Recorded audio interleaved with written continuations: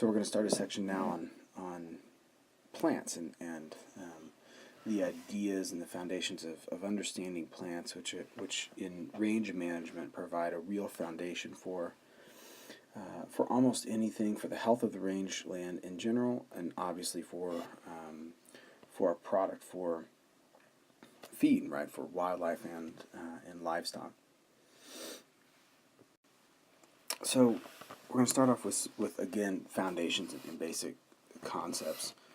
The first of which is, number one, in terms of energy on the rangeland, the only energy that happens on the rangeland, the only energy gain that happens on the rangeland starts with plants. So if grazing animals are on the range, they have no other choice but to consume plant material in order to maintain or gain weight. So it's the only source of energy that can be gotten by these animals on the range. They can't eat soil. They can't, do anything other than gain energy from plants. So it sets plants in this central foundational area.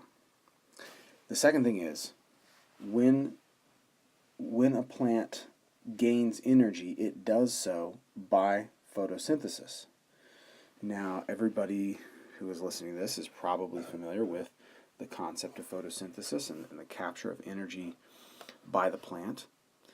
But what we also need to know is that the plant is using that energy to create new products, right? So it's not just capturing the heat of the sun, it's actually capturing the heat of the sun and taking the carbohydrate, or the carbon dioxide that it breathes in as a gas, and forming that using sun energy, water, and carbon dioxide to form new products, right? So sugars, starches, these are the two key proteins two key chemicals that are needed by livestock and wildlife for energy. So if plants are foundational, then all of a sudden photosynthesis and the photosynthetic products are also foundational.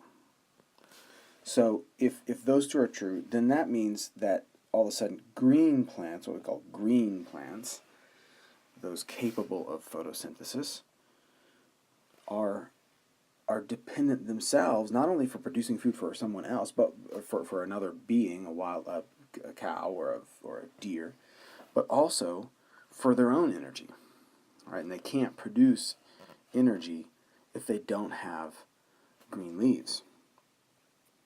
Okay, so we've got some foundational concepts about why plants all of a sudden take this central role in what's happening on the range. Now, we mentioned protein up here, and protein contains nitrogen, carbon, oxygen.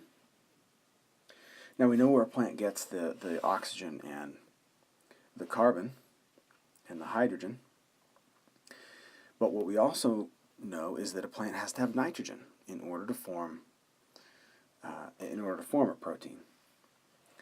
Now, that's different, right? The plant doesn't get nitrogen from the sun. Plants have to get nitrogen and minerals from the soil, and they don't get the energy from the soil. So there's two different things going on when you look at a plant. You need to understand that there's two things happening. The maintenance and growth of cellular structures comes from minerals in the soil. The energy to carry out the process of maintenance and growth and new creation of new cells comes from the sun. So both of those things are key in understanding plants. Number one, they get energy from the sun. Number two, they get nutrients and minerals from the soil. So I like to tell my students that you have heard that you need a balance, right? You eat your breads and you eat your vegetables, right? and and the vegetables provide you with the nutrients, the minerals that your body needs, and the bread provides you with the energy your body needs. Okay. So the same thing happens in plants. You have to have an energy source, which is the sun and the photosynthetic process, and then you have to have the minerals, the building blocks of the cells to produce more cells, to do more photosynthesis. They are connected, even though we can look at them separately. When we have a growing plant on the range, we have to understand that anytime we remove leaves, so now to point 4 here, anytime we remove leaves, we reduce the the productive capacity of that plant. Now that's not a bad thing. Plants are built to be able to withstand grazing and do just fine. So that's not a problem. But we need to understand that when we reduce the leaf surface area of a plant, we reduce its photosynthetic capacity for a time. So any grazing event has to have a balance to it, right? We don't want to completely reduce the grazing capacity. We want to reduce it some so that we can get a product off it and let the plant recover from that. So these are basic concepts when we're thinking about plants in the context of any agricultural production, but especially in the context of range management. So again, we're simplifying things down here. You need to know that it is not just that simple. Some plants respond well to grazing, some don't. Some grazers graze in different manners, graze different kinds of plants. Some soils are more fertile and provide for better plant growth. Some soils are less fertile and provide for less capability of a plant to grow. So there is some complexities there. We mentioned photosynthesis, and photosynthesis is that process of converting sun energy, carbon dioxide, and water into energy for the plant. Okay. Now, I put minerals in here because without minerals like nitrogen, photosynthesis doesn't happen very well. Nitrogen is a building block in the structures that perform photosynthesis in a plant. So we say photosynthesis is sun energy and CO2 and water, and that's it, right? But before that, you have to have the structure that can actually do photosynthesis that requires minerals obtained from the plant, from the soil. So we have this creation of food for maintenance and growth, and that food is sugars, starches, fats that you know of as food. You know of the food as an energy source for you. The plant needs energy to grow as well, and it forms that energy from the photosynthetic process. Okay. Meanwhile, we still have this mineral element that's happening in the plant, this what is obtained from the soil. Minerals like nitrogen, phosphorus, potassium, calcium, magnesium, sulfur, so on, that are obtained from the soil that allow them to build these structures that help them, okay? That let them grow, let them perform different kinds of tasks.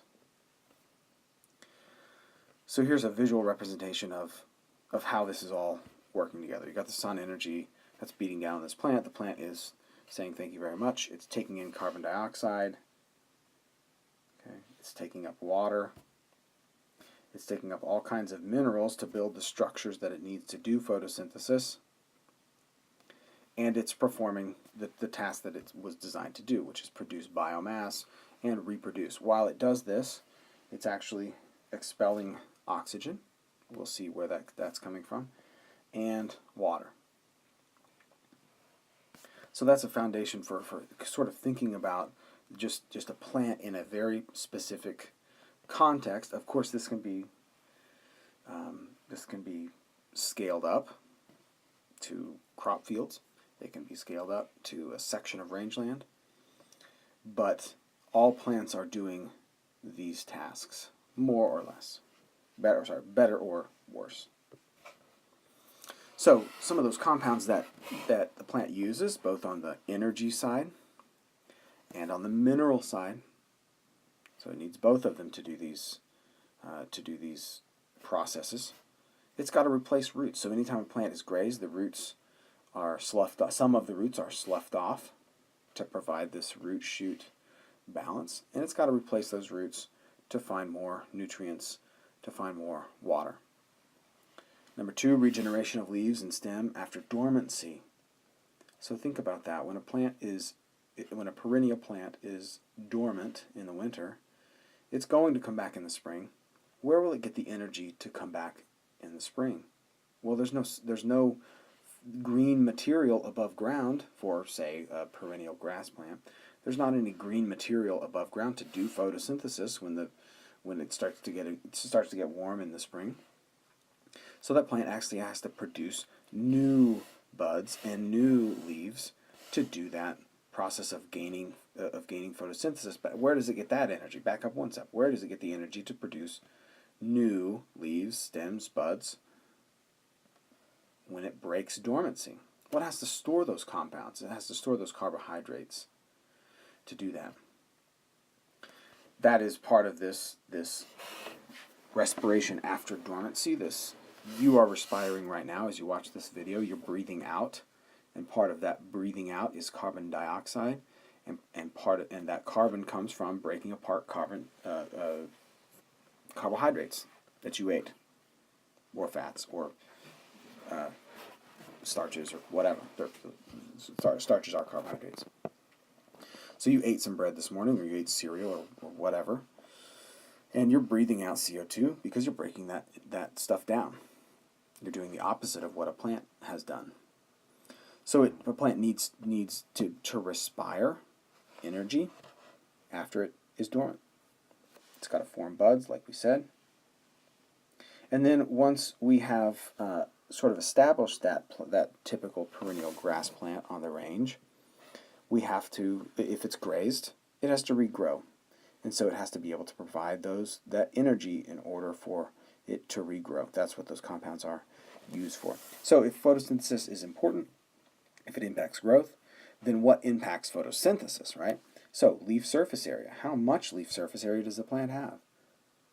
The more surface area it has, the more capability it has to do photosynthesis. Intensity and quality of light. This varies from place to place. The higher you go in elevation, typically the more intense the light gets. Could be too intense.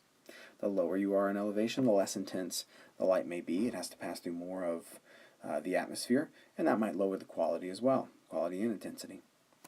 The amount of CO2 in the air. Now, this isn't a big concern. We don't have to go out there and fertilize with CO2, with canisters of CO2 at all, right? But when we think about CO2 increasing worldwide, that CO2 is going to have effect on the plant, the plant's photosynthetic production. Physiological efficiency of the plant. That's just, some plants have different kinds of photosynthesis mechanisms than other plants do, and some of them are more efficient, some are less. Soil nutrient status. So do we have those building blocks to form all the photosynthetic structures that we can, or are we lacking in something? Are we lacking in nitrogen? So we can't build as many of those photosynthetic organs, the chlorophyll and the chloroplasts, as we might like to.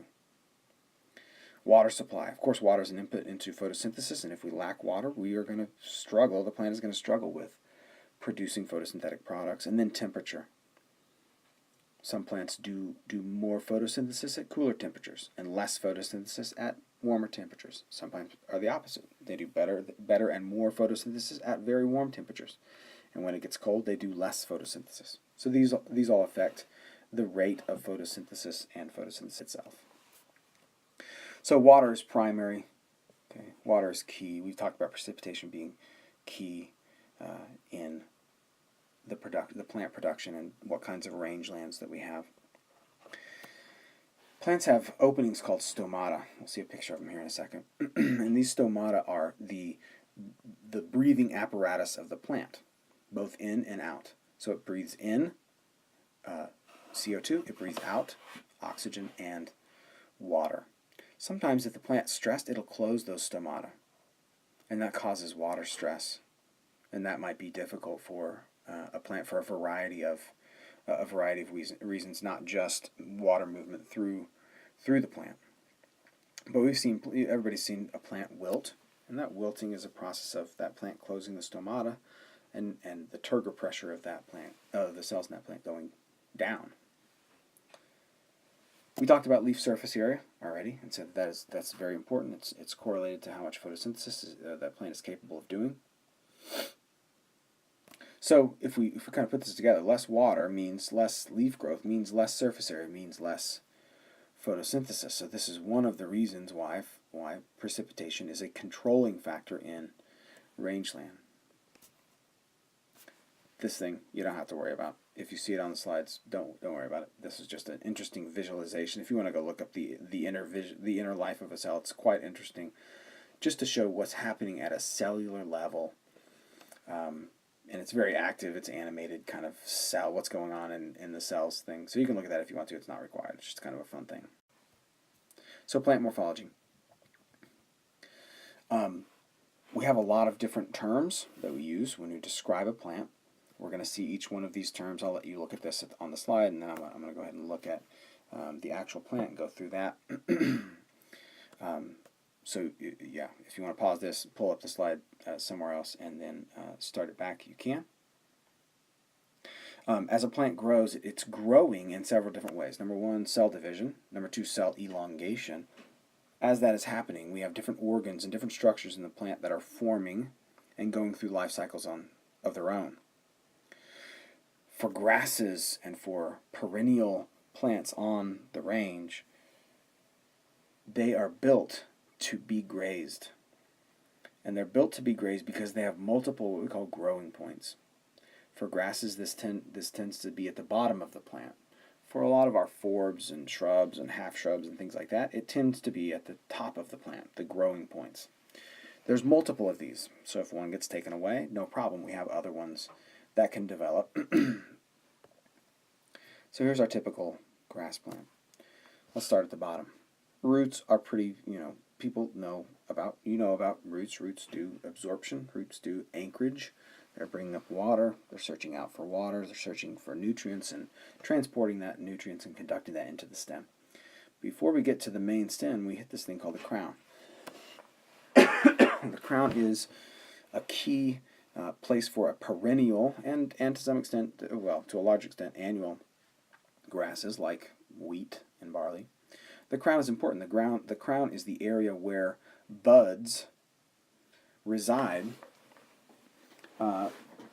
for later purposes.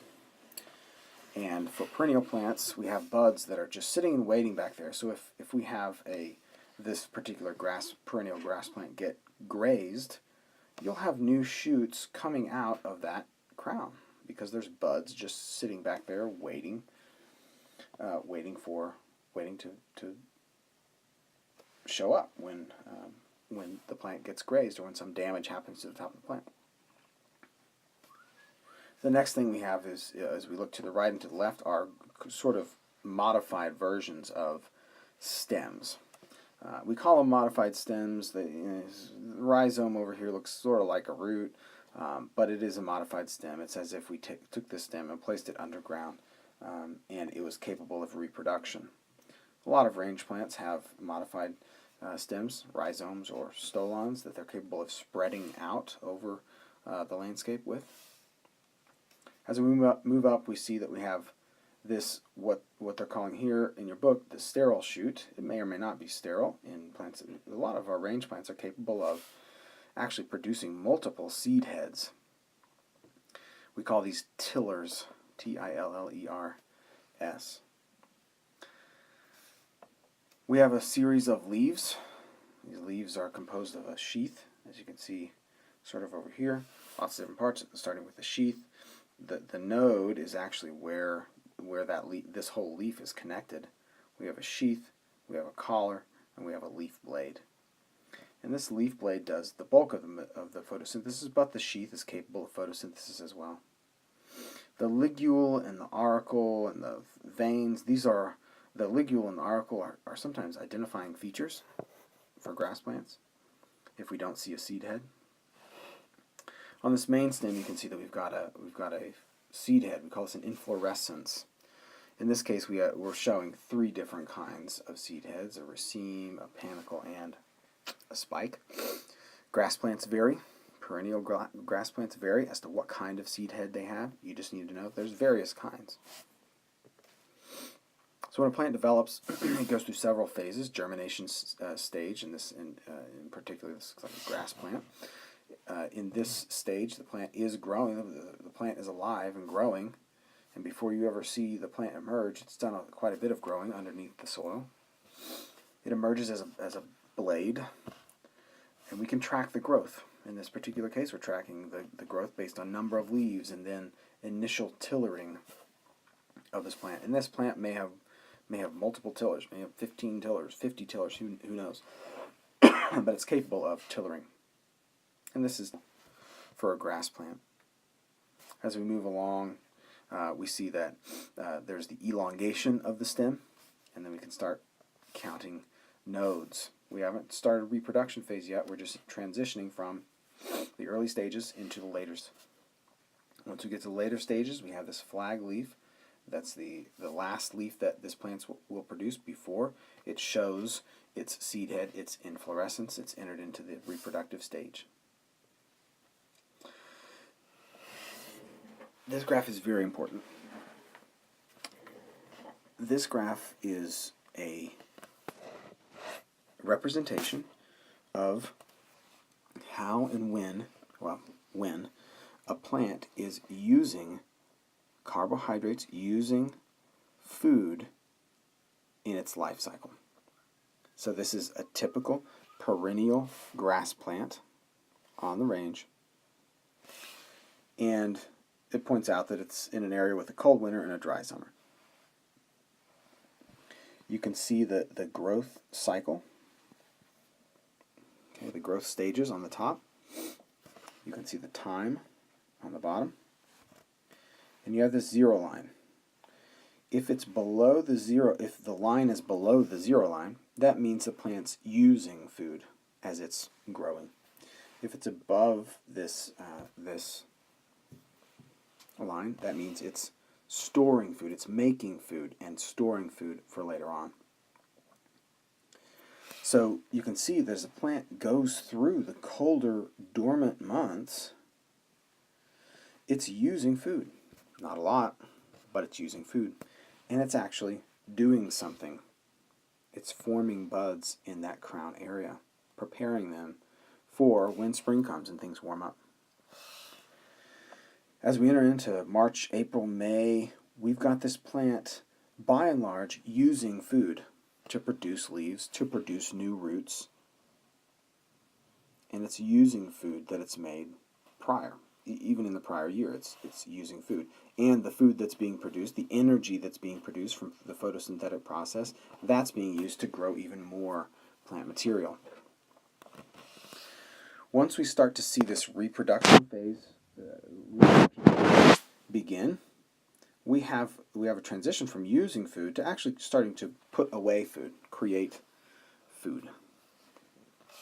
And you can see it corresponds to this root extension. It's going to actually store some of its carbohydrates in the roots. So, so during this transition, you can see the note here.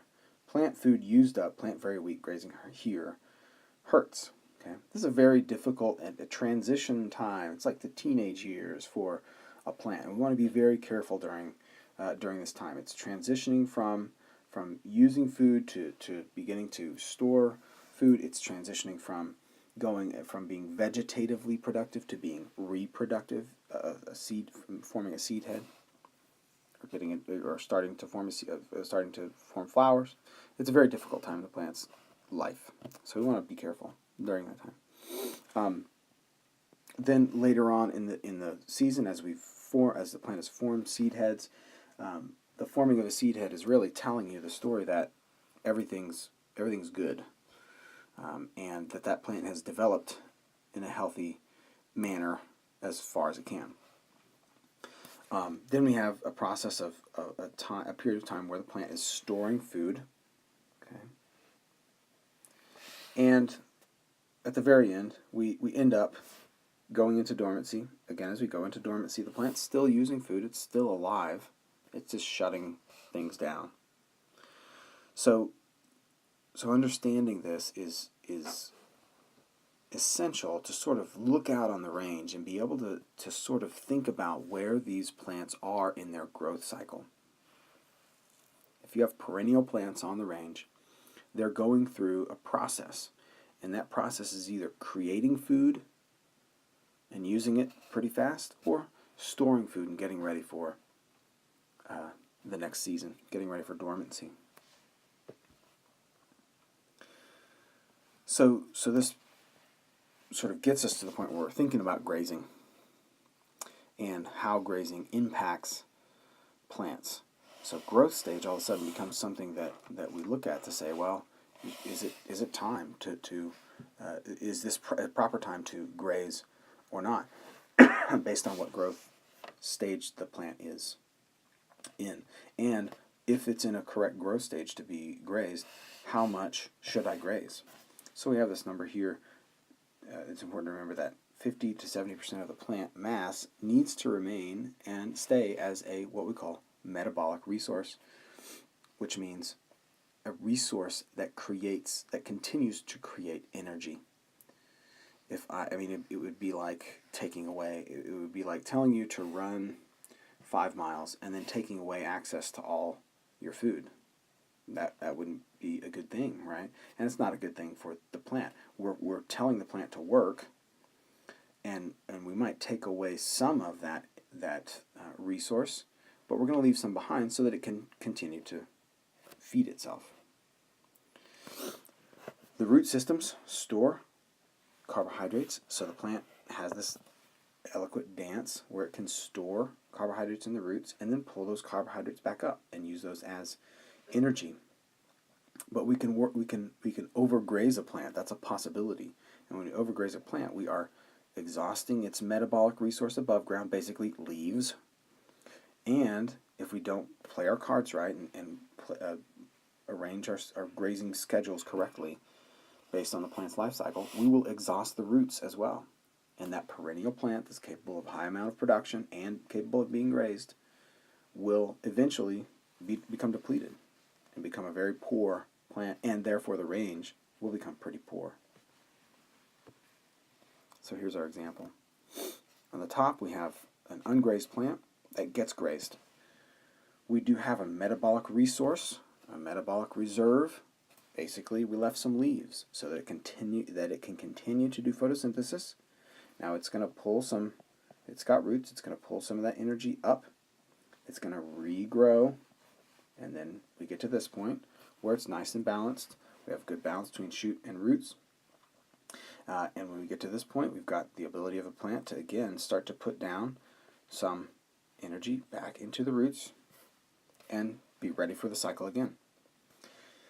In B, if we graze this plant, okay, if we graze this plant beyond that metabolic reserve, okay, we graze it down to here, that's very difficult for a plant because it may not have enough energy in its roots to be able to regrow buds to a large extent, and especially if after that point we anything else happens, we graze again, that's going to be very difficult for the plant.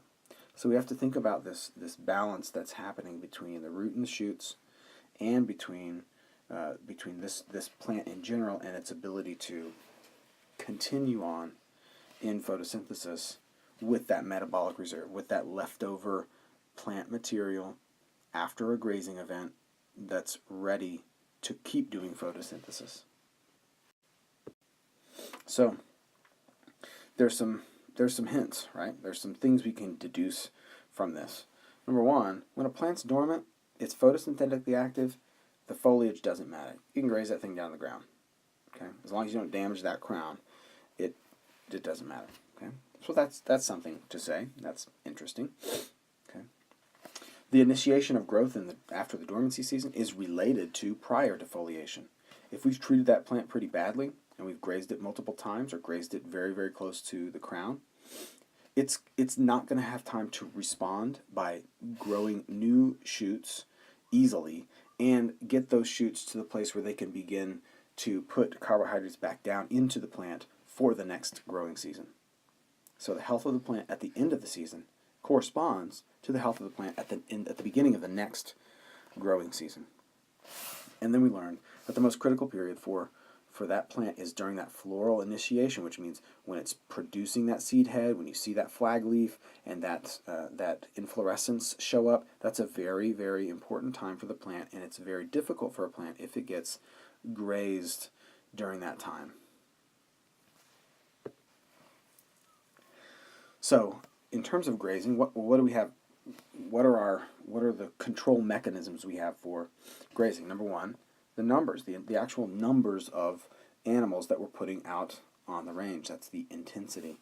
Then when we put them out on the range, then how often we return them to a specific area of the range, and then taking into account what plants are preferred by different kinds of animals. What do cattle prefer to eat? And we don't have control over grazing events for wildlife, right? But if we're managing for wildlife, we're going to think about the selectivity, which plants do they prefer, right? Typically, what studies have shown is that intensity, the numbers of animal, is the most important factor in determining whether we're overgrazing. So that's the thing that you should probably think about if you're involved in a management in any way. That the numbers is the key, and there's a lot of resources out there to understand the capability of rangeland to produce for animals. We use the term animal unit month to sort of define that, to give us a definition of that. Grazing can be frequent, as we point out down here, if enough leaf area remains to sustain that photosynthesis and rejuvenate that plant. Grasses, in particular, produce more biomass than we know that they need, and that's important. So that means we can take some of that biomass away and turn it into animal flesh so that we can consume the animal or hunt or whatever. So they grow more than they need. We can take some of that, we can use it. It can regrow as long as we give it time. And depending on the rangeland, that time might be we graze it once and we don't graze it again. Or that time might be we graze it this month, we wait 2 months for that plant to recover, and then we go and graze it again. So that it may have a month or so or two to rejuvenate and go into dormancy well energized. So this graph shows us what happens to the roots when we have overgrazing event. Okay, so we have light grazing on the left, moderate grazing in the middle, and heavy grazing on the right. And you can see not only does the plant shoot area respond, but also the root area responds in this blue grama example. So again, understanding that grazing is not a bad thing at all, and that it looks like the difference between light grazing and moderate grazing isn't that great. And we get, oh, by the way, we get in this little area right here, we get animal flesh production, right? We get rate of gain. So carbohydrates, we've been talking about carbohydrates. Carbohydrates are in the plant. Carbohydrates are divided into two classes. Structural carbohydrates, that's the stuff that the plant has to create, and both of these have to be created from photosynthesis. Structural carbohydrate lets the plant stay upright. It causes it to be rigid, so we call that stuff lignin, and cellulose that cause the cell walls to be rigid so that the plant can stay upright. And then there's non-structural carbohydrates, and those are the translocated carbohydrates that the plant can use for like immediate energy. So in this graph, what we're seeing is again those carbohydrate cycles, and for different plants, the carbohydrate cycles can differ, right? So we see this percent of available carbohydrates in the roots and crown, and we can see that on initial growth. So this is the timeline here. This is the growth stages. On initial growth, those carbohydrates go down, and they stay down for a while until the plant gets established, at which time the carbohydrates go up again, so that we can, so wherever we end up here is going to be where we roughly there'll be some use. It'll be a little bit lower than what we end up over here with in terms of carbohydrates, but that's going to correlate to the health of the plant the next season. So with regard to photosynthesis, I told you we have different kinds of photosynthesis. We have three different kinds of photosynthesis. We're going to point out two. One is C3, one is C4. These generally relate to cool season plants and warm season plants. Cool season plants and warm season plants. And we can't get into this right now, but the photosynthetic process is broken down into various steps, and some plants have some steps and some plants have other steps, and that's sort of what determines their ability to do photosynthesis, particularly at different kinds of temperatures. We've discussed water relations a little bit, so if you want to read over that, you can. I don't think it's going to be much more than what we've already said, other than water is important to plants. We do need to realize that a plant, that the water relations in a plant, there is something called transpiration, and that's when water moves into the roots, up the stem, and out the leaves, and isn't used for photosynthesis. It's just used for cooling the plant. And it's something that happens in all plants. They have to do it to stay cool. When plants absorb solar energy, they get hot, just like you do when you get sunburned, right? If you left your hand out all day in the sun, in the middle of summer, you would get sunburned, usually. And that is your hand getting hot from the sun. Now, you might start sweating, and that's a way for you to cool down. And the plant has a way to cool down, too, called transpiration. And it impacts the plant's water use, right? In arid areas, we expect plants to have less transpiration, and in more higher precipitation areas, plants have lots of transpiration. They're doing a lot of transpiration. So, again, soil-plant water relations are important. I'm going to let you read this again. I don't think we're saying a whole lot more than what we said before. This down here at the bottom is a picture of the stomata, where the plant is breathing in and out, breathing in breathing in carbon dioxide for photosynthesis, breathing out water for transpiration to cool off, breathing out oxygen as a byproduct of the photosynthetic process. So in terms of reproduction, you see this nice little corn plant down here that you'll never find on the range, but it's an important way to highlight that plants are going through reproduction. We count on plant reproduction through seeds, through rhizomes, through stolons, as a way for that plant to continue on in that ecosystem. So we can think about rates of replacement. How fast does a plant, and here we open it up to any plant, how fast does a plant reproduce? How much seed does it produce? Does it produce vegetatively? Does it produce sexually?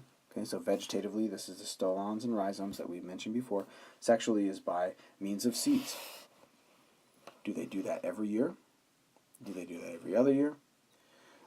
When the weather is poor, when we have a drought, do they produce seed at all? So these are important questions to ask of the population of plants that we have in any given rangeland. Are how fast does that community replace themselves? Okay? So annual plants replace themselves sexually very, very fast. That's the whole point. I mean, that's their whole life goal, is to set seed and to distribute that seed as they can, as they're enabled. And you can compare that to something like sagebrush. Okay, that may not grow a whole lot in a year of drought or year or two of drought. May or may not produce seed. All right, so we're at the end of this lecture set. Hopefully it's helped you think about the way in which plants are central, how plants operate, how they work, and then you'll be able now to sort of expand that into a whole rangeland, right? To think about communities of plants and what sort of vegetation is available during what time in the year, and what's the best grazing time based on what kind of plants you have and the carbohydrate utility use that the plant is going through. Thinking about being able to replenish those carbohydrates at the end of the season so the plant can be dormant at a good state, right? Have plenty of carbohydrates so that when it goes dormant the next spring, it'll come out of dormancy very strong. So hopefully this has helped you.